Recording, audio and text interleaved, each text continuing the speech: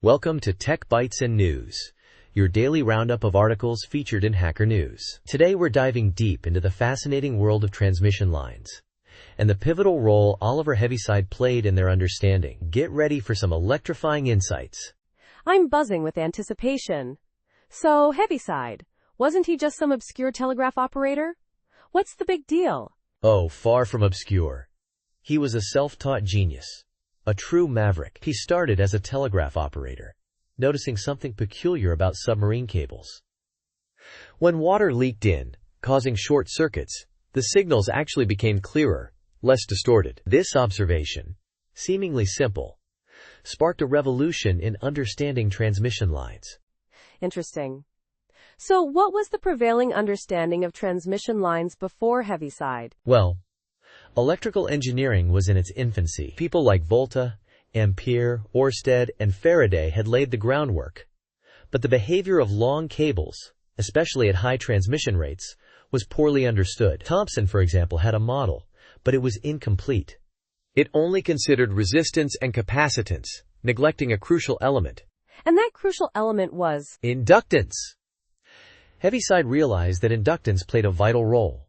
He incorporated it into his model, showing how it affected signal propagation. His model, unlike Thomson's, accurately predicted the voltage overshoots and the speed of signal transmission.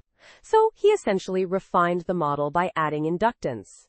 That sounds like a pretty significant improvement, but what practical implications did this have? Huge implications. His model helped explain the concept of characteristic impedance.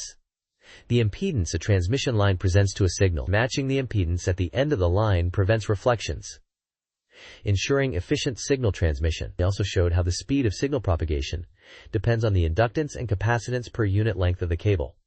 Amazing, right? Absolutely. But didn't he encounter resistance to his ideas?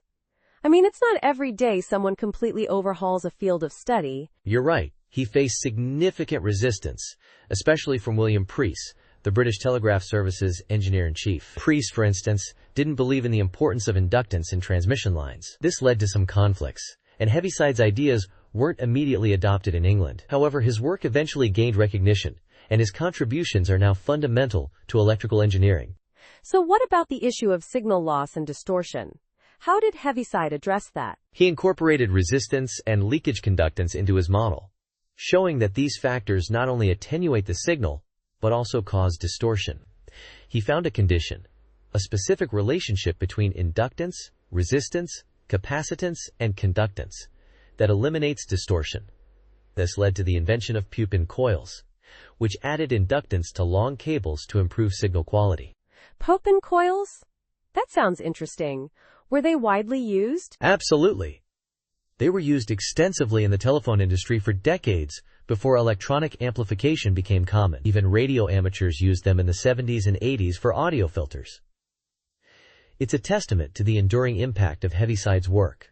So to summarize, Heaviside's contributions were not just theoretical. They had real-world applications that shaped the development of telecommunications.